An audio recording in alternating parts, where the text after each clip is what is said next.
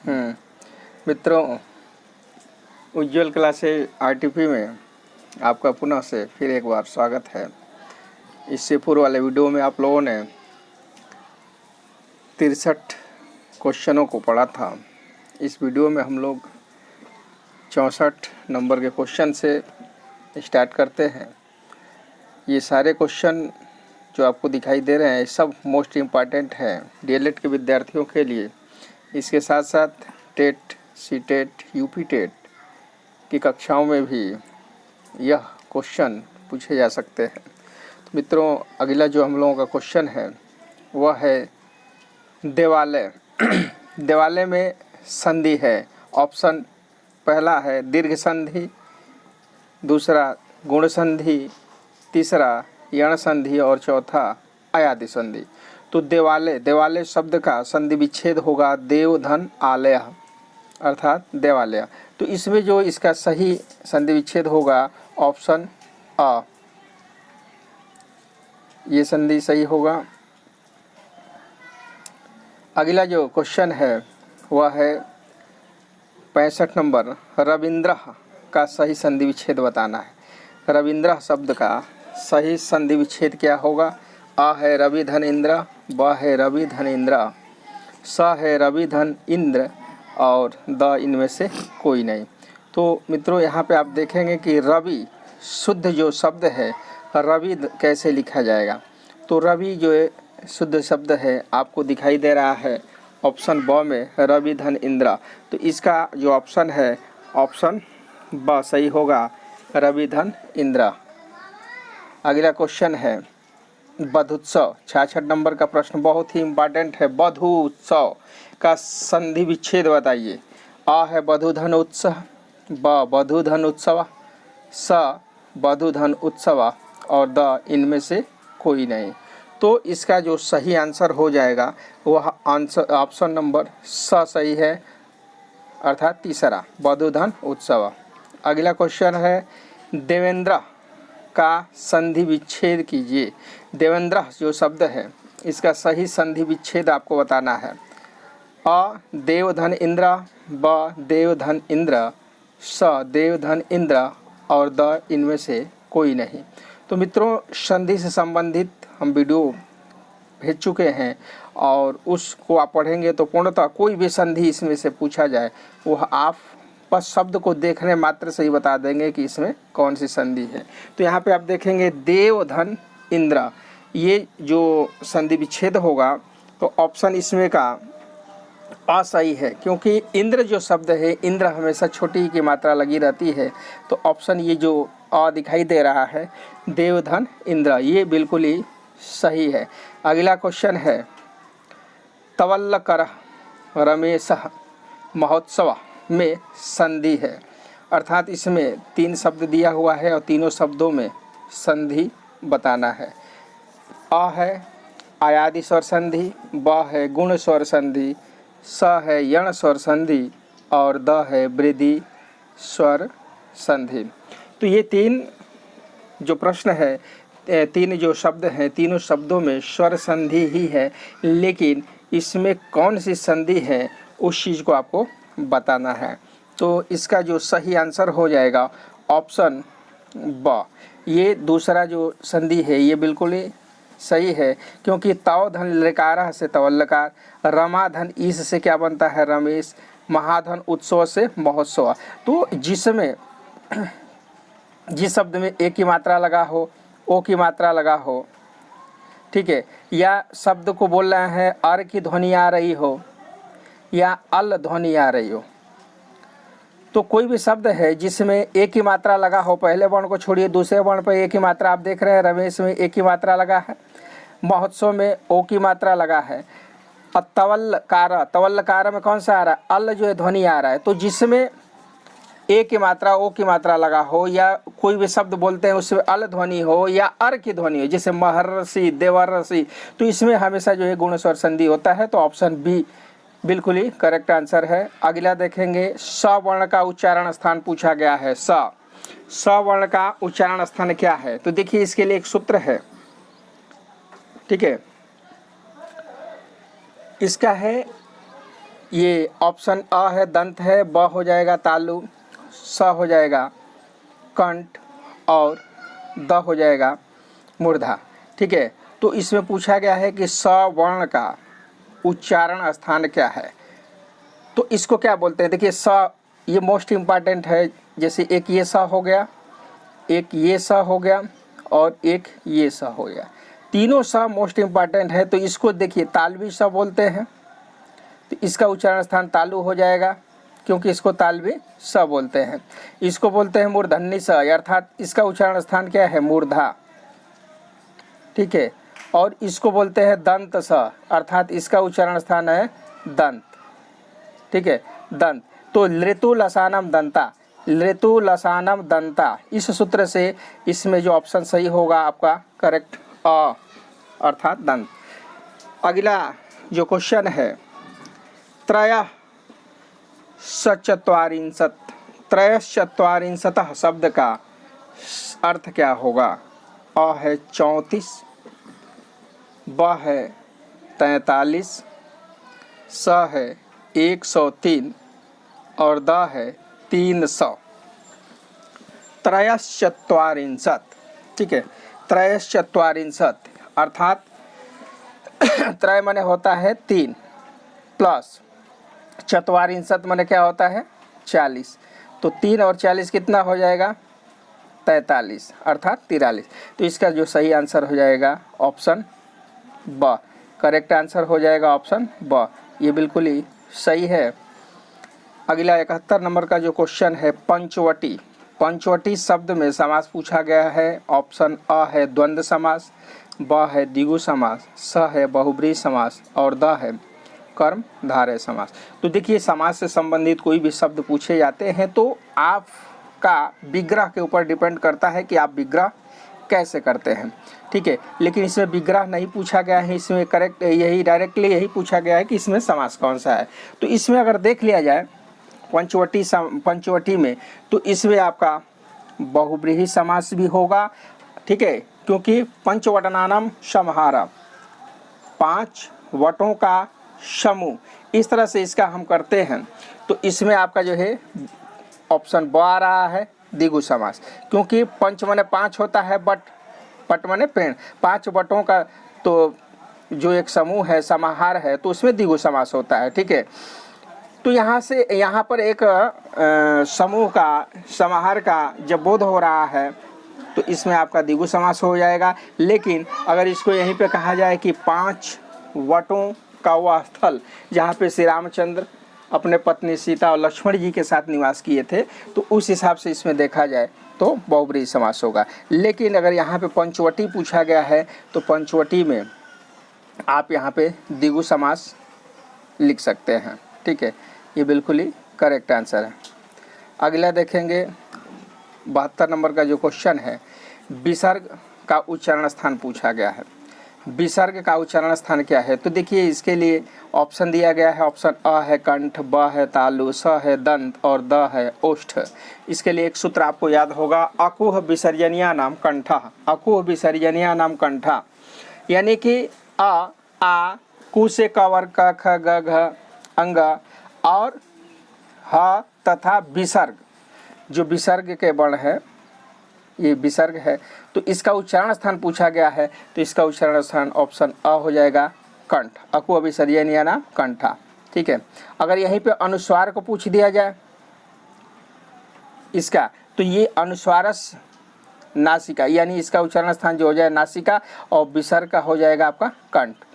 तो 72 का correct answer अ है। अगला देखेंगे 73 नंबर का जो क्वेश्चन है वह है एको न चत्वारिंशतः शब्द का अर्थ है। एको न चत्वारिंशत् शब्द का क्या अर्थ है, मोस्ट इम्पॉर्टेंट क्वेश्चन। ऑप्शन अ है 47, ब है 39, स है 29 और द है 49। एको न चत्वारिंशत्, एको माने होता है एक, ठीक है, एक, न माने नहीं, ठीक है, एक नहीं, चत्वारिंशत् माने 40, अर्थात 40 में एक नहीं, तो 40 में एक नहीं होगा तो क्या होगा, 39 होगा ना। 40 में एक नहीं अर्थात 39, तो ऑप्शन कौन सही लग रहा है, 47, ये गलत हो जाएगा। 39 ऑप्शन ब सही है। 29 ये भी गलत आंसर। 49 ये भी गलत आंसर। तो इसका जो करेक्ट आंसर है ऑप्शन ब, ठीक है, ऑप्शन ब करेक्ट आंसर 39। अगला क्वेश्चन है 74 नंबर का जो क्वेश्चन है वह है चोर भयम में समास है। अ तत्पुरुष समास, ब द्वंद्व समास, स अव्ययीभाव समास और द है द्विगु समास। चोर भयम में समास पूछा गया है। तो चोर भयम में जो समास है इसका जो करेक्ट आंसर है वह ऑप्शन अ है, ठीक है, तत्पुरुष समास। ठीक है, यहाँ चोर से भयभीत, यानी चोर से भयभीत, तो जहाँ पे डर की भावना हो, किसी से कोई डरता है, तो उसमें जो है पंचमी विभक्ति तत्पुरुष समास होता है। ठीक है, तो चोर भयम में समास जो पूछा गया है तो इसमें करेक्ट आंसर अ है, तत्पुरुष समास। अगर विभक्ति पूछा जाए तो इसमें पंचमी विभक्ति हो जाएगी। अगला जो क्वेश्चन है 75 नंबर का क्वेश्चन, मोस्ट इम्पॉर्टेंट, यह जो है 2016 में आया हुआ क्वेश्चन है। भयार्थक तथा रक्षार्थक धातुओं के साथ विभक्ति का प्रयोग होता है। ठीक है, अ है चतुर्थी विभक्ति, ब है षष्ठी विभक्ति, स है पंचमी विभक्ति और द है द्वितीय विभक्ति। तो देखिए इसमें पहले ही हम बता चुके हैं कि जहाँ पे भय का बोध होता हो या रक्षार्थ या किसी से रक्षा करने की जहाँ पे भावना हो तो उसमें हमेशा जो है पंचमी विभक्ति होता है। ठीक है, तो इसका जो करेक्ट आंसर हो जाएगा ऑप्शन स, पंचमी विभक्ति। 76 नंबर का जो क्वेश्चन है ये भी मोस्ट इम्पॉर्टेंट 2016 में आया हुआ डीएलएड की परीक्षाओं में। अहम बालकम पश्यामि वाक्य का कर्मवाच्य में परिवर्तन करना है। ठीक है, अहम बालकम पश्यामि वाक्य का कर्मवाच्य में परिवर्तन। तो जो वाच्य होते हैं, वाच्य 3 होते हैं, कर्तरीवाच्य, कर्मवाच्य और तीसरा होता है भाववाच्य। तो इसका सही जो कर्मवाच्य है ऑप्शन दिया है मया बालकम बालकः दृश्यते, ब है मया बालकम दृश्यत, स है मया बालकम दृश्यति और द है मया बालकः दृश्यति। तो इसका जो सही आंसर हो जाएगा ऑप्शन अ। ठीक है, ऑप्शन अ करेक्ट आंसर है, क्योंकि जो अहम बालकम पश्यामि इसको तृतीया में ले गया है। ठीक है, इसको तृतीया में ले जाएंगे, पश्यामि को तृतीया में ले जाएंगे और बालकः शब्द में प्रथमा विभक्ति होगा। चलिए 77 नंबर का जो क्वेश्चन है वह है ओम में ओ के आगे बना जो यश जैसा चिन्ह है उसे क्या कहते हैं। ठीक है, उसे क्या कहेंगे, अ ह्रस्वर, ब दीर्घ स्वर, स प्लुत स्वर और द उपयुक्त में से कोई नहीं। तो जो 77 नंबर का क्वेश्चन है इसमें ओम में ओ के आगे बना है, इसको हम क्या कहेंगे, तो इसको हम प्लुत स्वर कहते हैं। ठीक है, इसको प्लुत स्वर कहेंगे। जो ऐसे बना हुआ है ये प्लुत स्वर का बोध होता है। जैसे राम ऐसे बोलते हैं, राम ऐसे करते हैं ना, तो ये जो बीच में इस तरह का अ का चिन्ह है, तो ये अ का जो चिन्ह है अ का बोध कर रहा है, अर्थात इसमें जो ध्वनियाँ है वो प्लुत हो रही है। तो इसमें स करेक्ट आंसर हो जाएगा प्लुत स्वर। अगला जो क्वेश्चन है ई वर्ण का उच्चारण स्थान बताइए। तो देखिए वर्णों से संबंधित वीडियो आपको दे चुके हैं, फिर भी इसका जो सूत्र है वह अगर आपको याद है तो आसानी से आप बताएंगे। ईचू यसाणाम, ठीक है, ईचू यसाणाम, यह सूत्र है। जैसे अ हो जाएगा कंठ, ब हो जाएगा तालु, स हो जाएगा मूर्धा और द हो जाएगा ओष्ठ। तो ई का जो उच्चारण स्थान हो जाए वो करेक्ट आंसर जो हो जाएगा ब, इचु यसाणा तालु, अर्थात इसमें का करेक्ट आंसर ब हो जाएगा, ऑप्शन ब। 79 क्वेश्चन है, पितृणम पद में कौन सी संधि है? पितृणम पिता का ऋण, ठीक है। तो पितृणम में पूछा गया है कि कौन संधि है? अगुण संधि, ब वृद्धि संधि, स यण संधि और द दीर्घ संधि। तो पितृणम, मातृणम, इस तरह का जो क्वेश्चन आता है तो उसमें हमेशा आपका जो है दीर्घ स्वर संधि होता है, क्योंकि दीर्घ स्वर संधि में आप जानते हैं अ का क्या हो जाएगा? आ हो जाता है, छोटी का बड़ी हो जाता है, छोटाऊ का बड़ाऊ हो जाता है, और इस तरह का री होगा तो री का बड़ी री हो जाएगा, ठीक है। तो री की मात्रा ये है और बड़ी री की मात्रा ये है। तो जिस शब्द में पहले वर्ण के बाद दूसरे वर्ण में बड़ी की मात्रा लगा उसमें दीर्घ स्वर संधि होता है, तो ऑप्शन द करेक्ट आंसर। अगला देखेंगे, शुद्ध वाक्य बताना है। अ ज्ञानम बिना न मुक्ति ही, ठीक है। ब ज्ञानेन बिना न मुक्ति, स ज्ञानात बिना न मुक्ति ही और द उपयुक्त सभी। तो इसमें से जो सही और शुद्ध जो वाक्य है इसी को आपको बताना है। तो ऑप्शन इसमें दिया हुआ है ब ज्ञानम बिना न मुक्ति, ऑप्शन अ करेक्ट आंसर हो जाएगा। अगला क्वेश्चन देखेंगे, चतुर्विंशति शब्द का अर्थ क्या है? चतुर्विंशति शब्द का अर्थ क्या है? ऑप्शन है अ 24, ब 80, स 16 और द 124। चतुर्विंशति, ठीक है। चतुर, चतुर माने क्या होता है? चार, चतुर माने चार होगा, विंशति माने 20। तो चतुर्विंशति शब्द का आंसर क्या हो जाएगा? तो 4 + 20 बराबर कितना हो जाएगा? 24। तो 24 इसमें कहीं दिखाई दे रहा है क्या? हाँ दिखाई दे रहा है ना, ऑप्शन अ में, अर्थात इसका जो सही आंसर हो जाएगा ऑप्शन अ करेक्ट आंसर, चतुर्विंशति।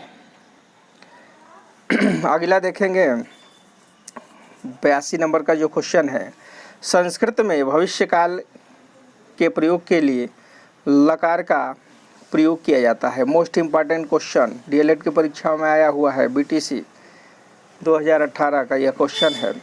अगला दिया है ऑप्शन इसका, अ है लट लकार, ब है लोट लकार, स लिट लकार और द लंग लकार। संस्कृत में भविष्यत काल के प्रयोग के लिए लकार का प्रयोग किया जाता है, अर्थात इन चार ऑप्शन में से किस लकार का प्रयोग किया जाता है? तो इसका जो आंसर हो जाएगा ऑप्शन स लिट लकार, ठीक है।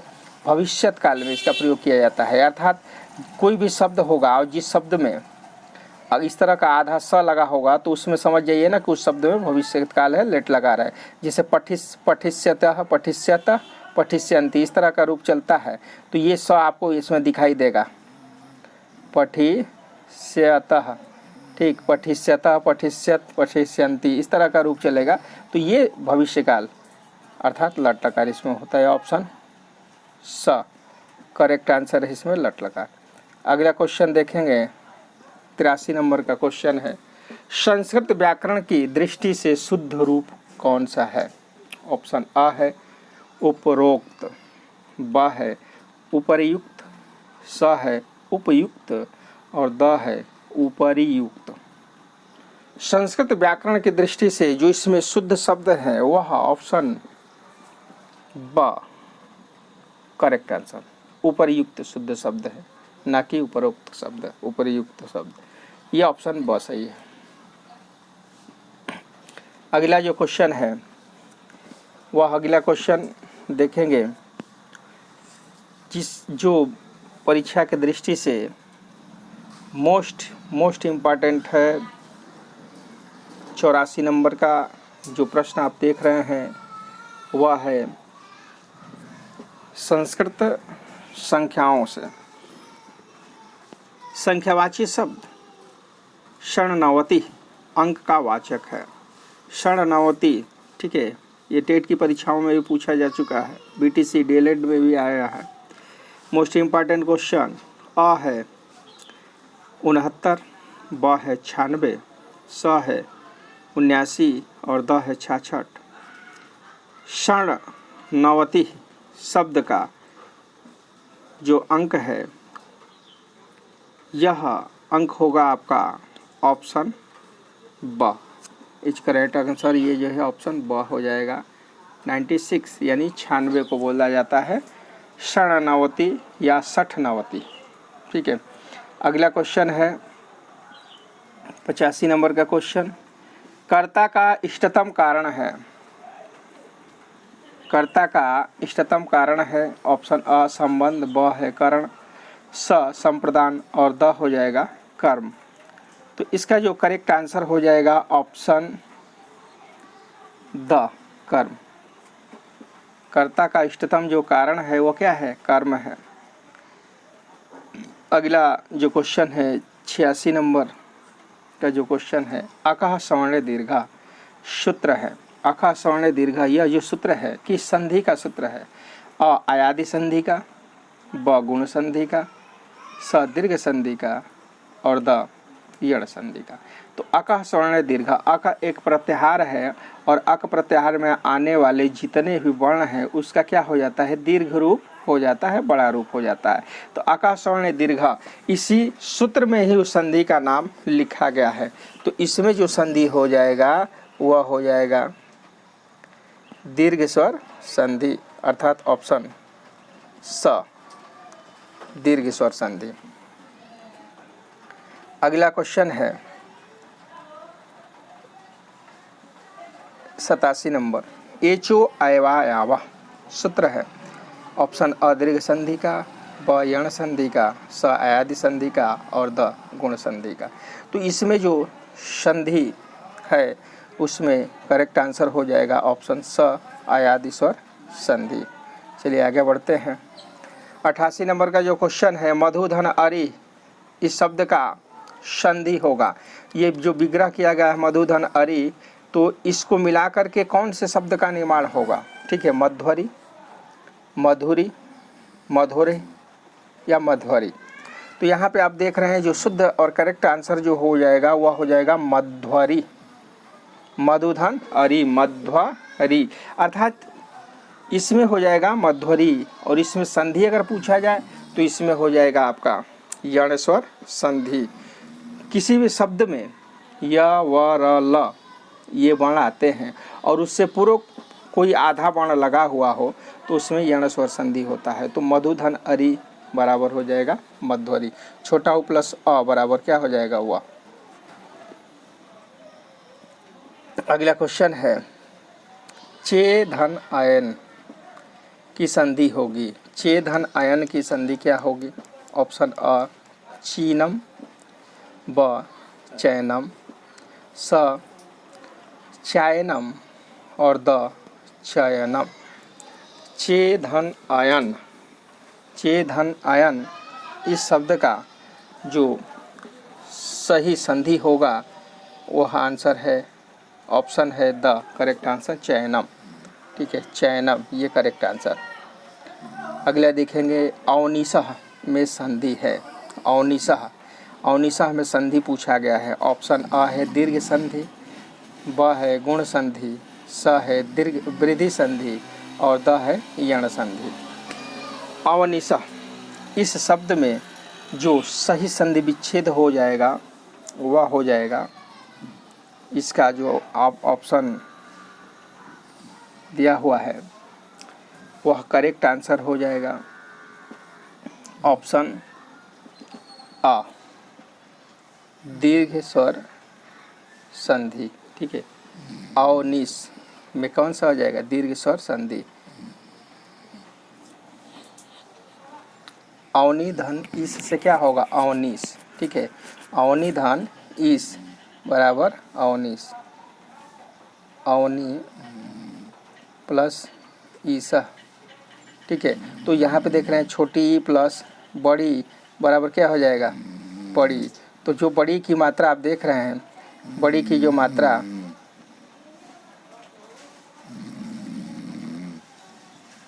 तो बड़ी की जो मात्रा लगा है वह यहाँ पर देख रहे हैं नी पर लगा हुआ है। तो इसमें करेक्ट आंसर जो आपका ऑप्शन अ हो जाएगा, दीर्घ स्वर संधि। अगला क्वेश्चन है महेशा में संधि है। महेश शब्द में कौन संधि है? ऑप्शन अ है दीर्घ संधि, ब है गुण संधि, स है अयादि संधि और द पूर्व रूप स्वर संधि। तो महाधन ईसा इसका संधि विच्छेद होगा। पहले वर्ण को छोड़िए, दूसरे वर्ण में अगर ए की मात्रा लगा हो, ओ की मात्रा लगा हो, अर की ध्वनि आ रहा हो या अल की ध्वनि आ रहा हो, तो यह चार जो ये दिया हुआ है नियम, तो ये चारों जो नियम है वह गुण स्वर संधि का नियम है। तो इसका जो करेक्ट आंसर हो जाएगा वह हो जाएगा गुण स्वर संधि। जैसे महेश है, गणेश है, दिनेश है, ठीक है, तो जहाँ पे ए की मात्रा लगा हुआ हो, सुरेश, उसमें गुण स्वर संधि होता है। अगला क्वेश्चन है 92 काव्योत्कर्षः में संधि है। ऑप्शन अ दीर्घ संधि, ब गुण संधि, स यण संधि और द अयादि स्वर संधि। तो अभी आपको बताए हैं काव्य धन उत्कर्षः, ठीक है, तो जिस शब्द में ओ की मात्रा लगा हुआ हो तो उसमें अधिकांश गुण स्वर संधि होगा। तो अधिकांशतः आप देख रहे हैं, जैसे मान लीजिए महोदय, सूर्योदय, तो सूर्य धन उदया, तो सूर्योदय में भी ओ की मात्रा दिया जा रहा है, महोदय में भी ओ की मात्रा है, काव्योत्कर्षः में भी ओ की मात्रा लगा हुआ है, तो इसमें गुण स्वर संधि हो जाएगा। अगला जो क्वेश्चन है 93 मोस्ट इम्पॉर्टेंट प्रयुत्तरः में संधि है और यण संधि, ब गुण संधि, स वृद्धि संधि और द अयादि स्वर संधि। तो इसका करेक्ट आंसर हो जाएगा ऑप्शन अ यण स्वर संधि, ठीक है। अगला क्वेश्चन है देवालय में संधि है। देवालय, देव धन आलय बराबर देवालय, ठीक है। तो पहले वर्ण के बाद दूसरे वर्ण में आपको देख लीजिए अका स्वर्ण दीर्घ, अ का अगर आ जाए दूसरे वर्ण में बड़ी की मात्रा लगा हुआ हो, ठीक है, या बड़ा ऊ की मात्रा लगा हुआ हो या बड़ी री की मात्रा लगा हुआ, तो उसमें अधिकांशतः जो है दीर्घ स्वर संधि होगा। तो देवधन आलय में आ की मात्रा होने के कारण इसका जो है दीर्घ स्वर संधि हो जाएगा। क्वेश्चन का जो का आंसर करेक्ट होगा ऑप्शन आ। अगला देखेंगे, अगला जो क्वेश्चन है 95 का जो क्वेश्चन है भावनम, भावनम में संधि विच्छेद संधि बताना है। अ हो जाएगा दीर्घ संधि, ब गुण संधि, स अयादि संधि और द यण संधि। तो भो धन अनम, भो धन अनम भावनम, तो जिसमें कोई भी शब्द हो जिसमें मान लीजिए उच्चारण आप करते हैं तो उसमें अय आ रहा हो, आय आ रहा हो, औ आ रहा हो या आव आ रहा हो, तो इसमें जो ये नियम बताए गए हैं एच ओ अयवा यावा, अर्थात इसमें जो संधि हो जाएगा ऑप्शन स अयादि स्वर संधि।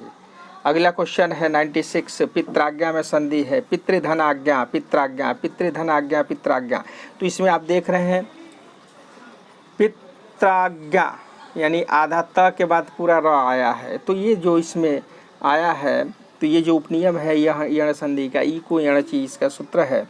तो ऑप्शन इसका आप देख ही रहे हैं, ऑप्शन आपका ब सही होगा करेक्ट आंसर, पित्राज्ञा ऑप्शन ब।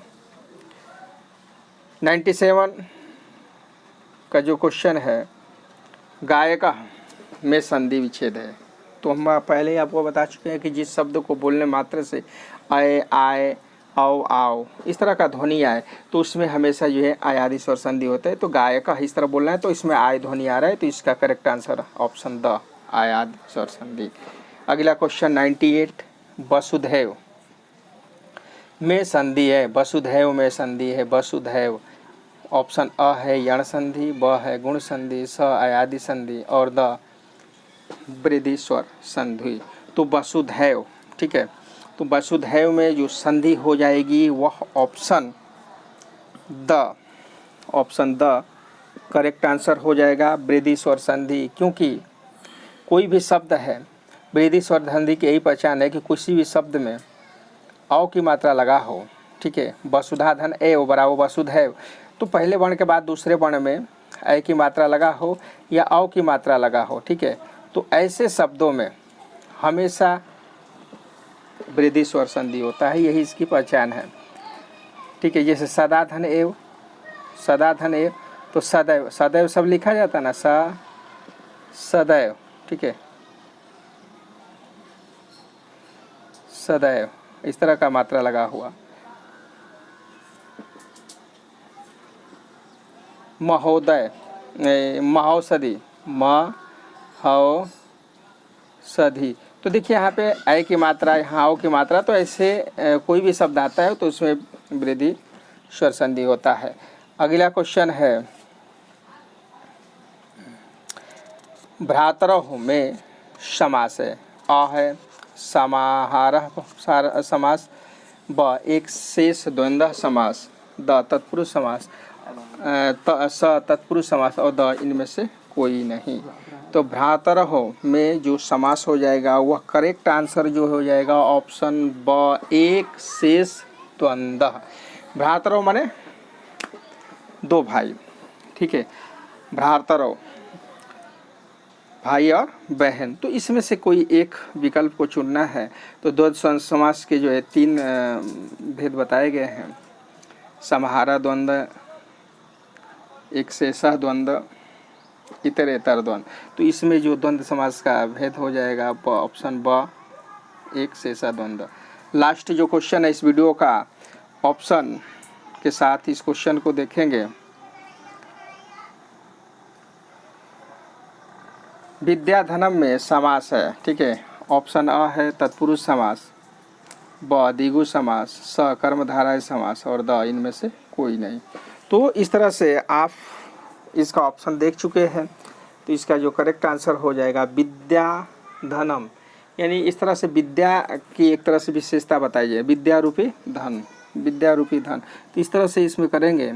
तो विद्याधनम में आपके विग्रह के ऊपर डिपेंड करता है, लेकिन जो इसमें ऑप्शन दिया है इस ऑप्शन के अनुसार इसका करेक्ट आंसर स हो जाएगा, कर्मधारय समास। तो मित्रों, इस तरह से आपका 100 क्वेश्चन इस दूसरे वीडियो में कंप्लीट हुआ। फिर इसी तरह का क्वेश्चन लेकर के फिर अगले वीडियो में हम उपस्थित होंगे। तब तक के लिए आप लोग इन सभी क्वेश्चनों को पढ़ते रहिए। वीडियो पसंद आए तो लाइक, कमेंट, शेयर करना ना भूलें, और हमारा चैनल उज्ज्वल क्लासेज RTP है उसको सब्सक्राइब कर दें, बेल आइकन दबा दें। इन्हीं आशा विश्वास के साथ मैं आपसे इस वीडियो में विदा लेता हूँ। फिर एक नए क्वेश्चन के साथ अगले वीडियो में उपस्थित होऊंगा। तब तक के लिए जय हिंद, जय भारत।